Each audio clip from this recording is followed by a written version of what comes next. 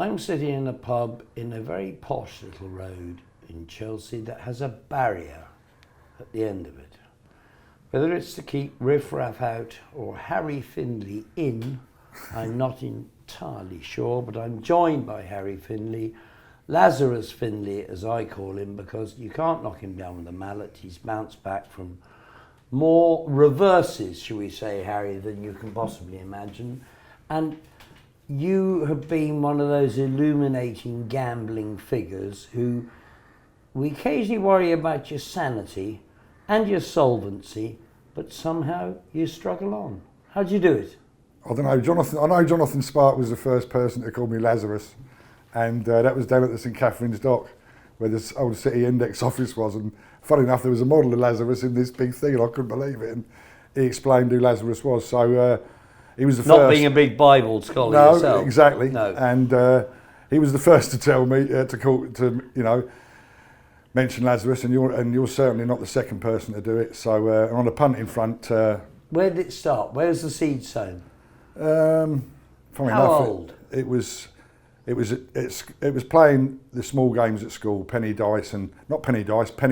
playing against the first game was playing fives against the wall with a tennis ball in a real tough school, all better footballers than me, but real tough school. And then it was pitch and toss.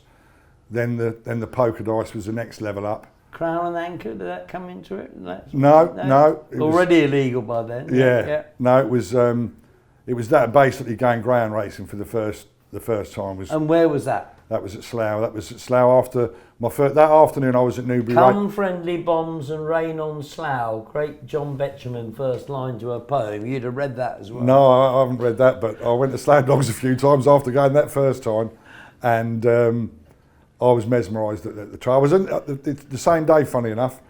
I was at Newbury from the first ever National Hunt meeting, first ever race meeting, and the thing I remember most about that, apart from being blown away by the horses jumping the fences, was the tickets, the old-fashioned tickets in the 70s with the numbers, with the colours, the pictures. And I mean, I just remember going back with handfuls of tickets, and that blew my head off. And then going to the Dogs that night, But the racing never changes, and I think that as a betting medium, I'm amazed even now. I mean, I've been on the fight back for the last 2 or 3 years, and although it's been tough, it still reminds you more than ever that there's nothing compares with the buzzer back in a winner, especially when it matters. And I think that the way racing is now, and in the betting, I think it can go forward. I think that it's a great betting medium, and it's only really been this season, after everything that happened to me, that I've really realised how much fun it is. Betting to more. I mean, in the olden days, I can't explain how brave I was as a punter, and compared with now. Brave or stupid? No, it has to be brave, because I'm an overall, real big winner. So it has to be. Everything's relative, I think, in all days. But I remember people talk about owning Denman and winning the Gold Cup, and how did I feel? And it was fantastic. And you were there straight after it happened. And I think with you, I got a little bit overexcited, the heat of the moment, or whatever. But I remember it was only a few years, a handful of years before, where I was in the best position on the racecourse, an hour and 20 minutes before the champion hurdle. Watched Flagship Uberalis win, I think, the race before, but I had, in the whole world, in 1999, I had 180 grand in the whole world. And I promise you, I was stood there, we had dinner the night before in the Drainsfield house, me, Kay, Rasher and Frank, helicoptered in, and I had 165,000 of that 180 on Isterbrack, an average of 8 to 11. And I'd had the money on 2 or 3 weeks before, because I made him a free on chance. And he went off 49 and he pissed up. But jumping the last, he come there, jumping the last, my legs wobbled. I remember I was That's quite a wobble, your legs. Proper buckle. Even though, I mean, what I'd have done if he'd have been under pressure or looked like getting beat, Lord only knows. But I really buckled it. Now, whenever Denman's won anything, I've never actually buckled.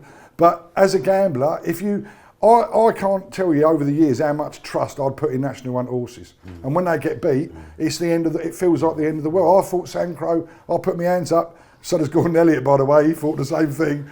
I thought Sandcrow was the second coming, and this year, the first 2 times he got beat after Bouvardere, that was enough for me, because I don't think much of Bouvardere. So, but the first 2 times when he got beat this year, I felt much worse than I did as an owner. When my horses got beat as an owner, I actually went out to the betting shop and sort of buckled a bit, because Only horse. I think only National Hunt horses can do that. And I remember when Isterbrack won, I was coursing when Isterbrack won it in one of the prep races. I used to love Isterbrack, and I was there, I think it was would have been JP's Open with me, Limerick or one of those.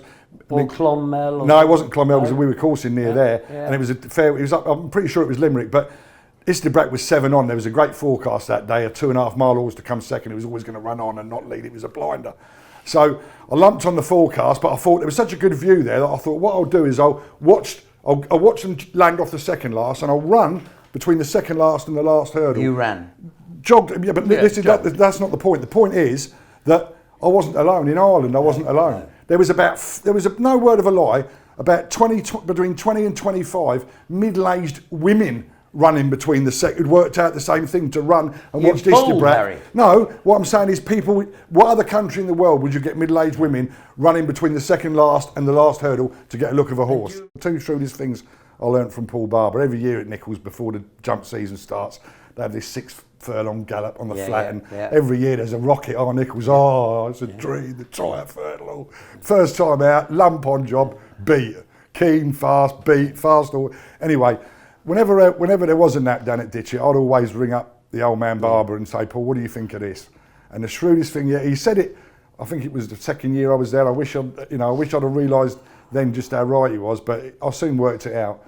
And there was one horse I rung him up about a bit of a boat, and I said, so-and-so, this nap today. And I said, what do you think? And he said, slow horse will win.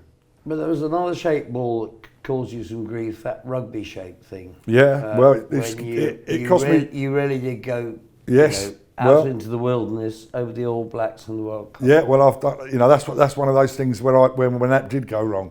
But how wrong did it go, and how did it come about? Well, it just came about because I fell in love with Dan Carter, because he's of all the Federers and I do fall in love with the sports stars early, which is a good habit, especially Tiger Woods.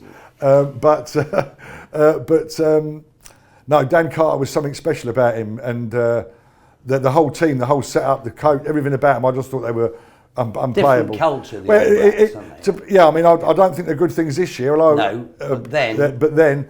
And to be honest, it all went wrong. We all know now it all went wrong, and I knew at the time when I should have come to bet, but did a bit later. But when Argentina beat France in the first game, because that meant that New Zealand had 3 games to win and not 2, and they were playing in Wales with that bad pitch. And it was a quarter final, was it not? Quarter-final, France, yeah. All Blacks. Yeah, the greatest now the greatest referee in the world, Wayne Barnes, gave 2 forward tries that even from behind the goal I could see they were forward tries.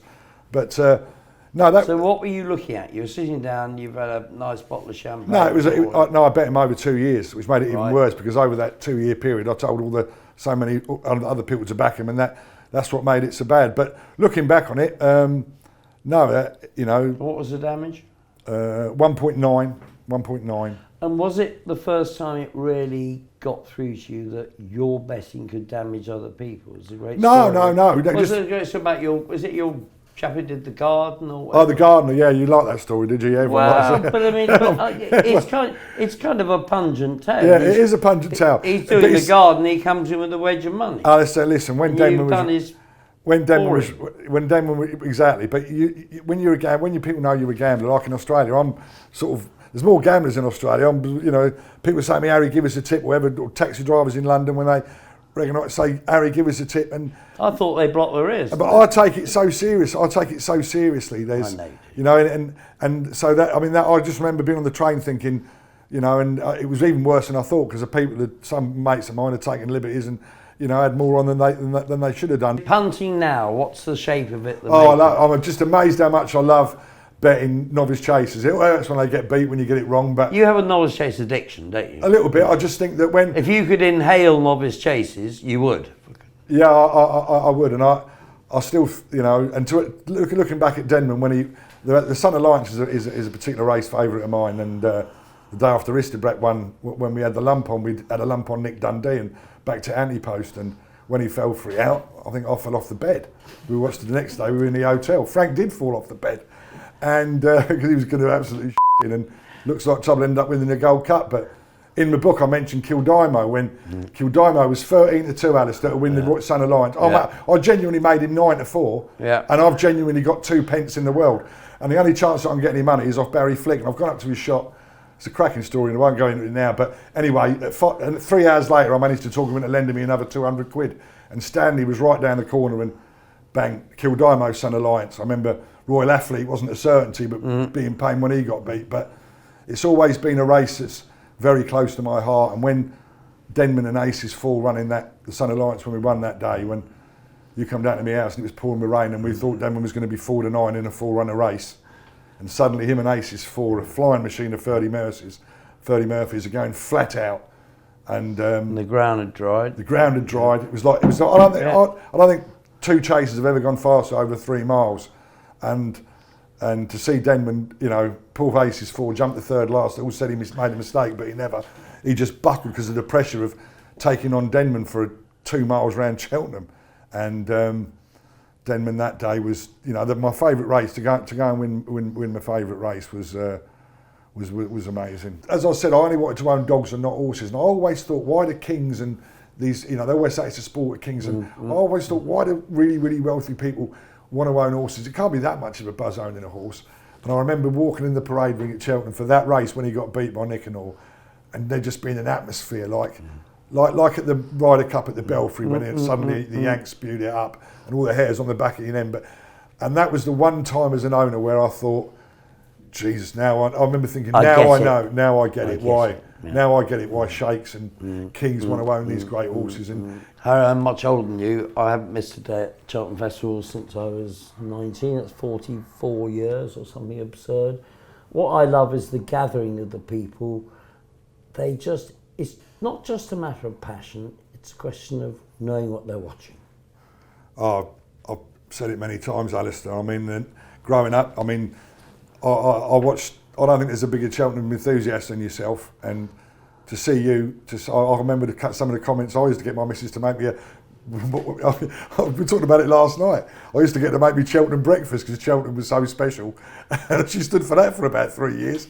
And then your face would pop up, and you'd be so excited. And it is unique. But what you say is right about the knowledge, and I've always said it's the most knowledgeable crowd in the world. If you have the World Cup final, European Cup final, as Roy Keane says, you've got your prawn sandwiches brigade. Yeah.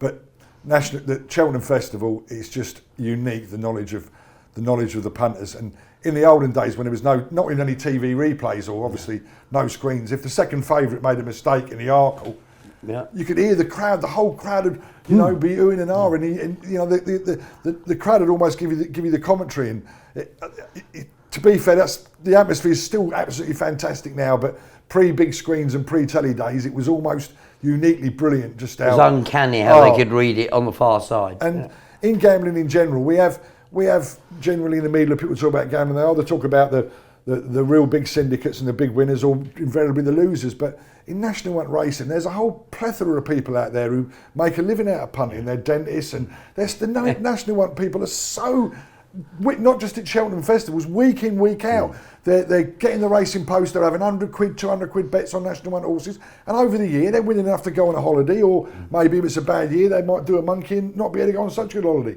But I mean, we were talking earlier about Ruby Walsh and schooling horses at Nichols, and when the big festival was on, and at one stage I had 3 or 4 festival runners at a meeting, so I was involved right at the cliff face.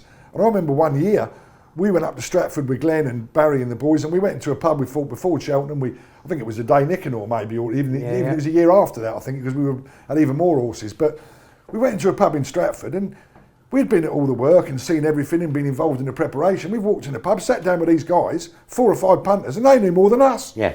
They knew more about all the runs and Denman's point to point and so and so. And where else could that happen? Where else could you be that involved and yet ordinary people know as much as you, if not more? Only National One racing. And I live in Devon now, and I haven't been recently, but I'll pop to now and again, because when you go and see those shrewdies with the binoculars having them £100 and £200 bets, don't think they're guessing at National One racing. They know everything. The trouble with you is you've lost your passion for it. No, I'll never lose my passion for gambling. And as you say, honestly, as long as you're gambling, you've always got a chance, and you've always got something to look forward to.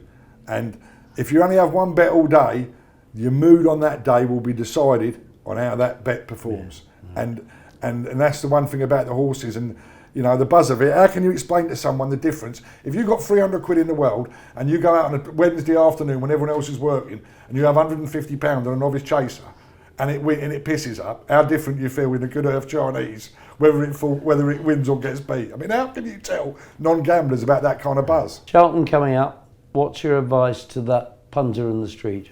I just think every year with Cheltenham, the real value now is there's so many races anti-post that if you really know a horse is going to go for a certain race, go for, you know, then you can really get, if you know, for example, the Son of Lions again, if you know a horse stays 3.5 miles Yeah. it's an hour and a half, you know it's going to go for it, you back him each way anti-post, it's almost bomb-proof if you know the targets.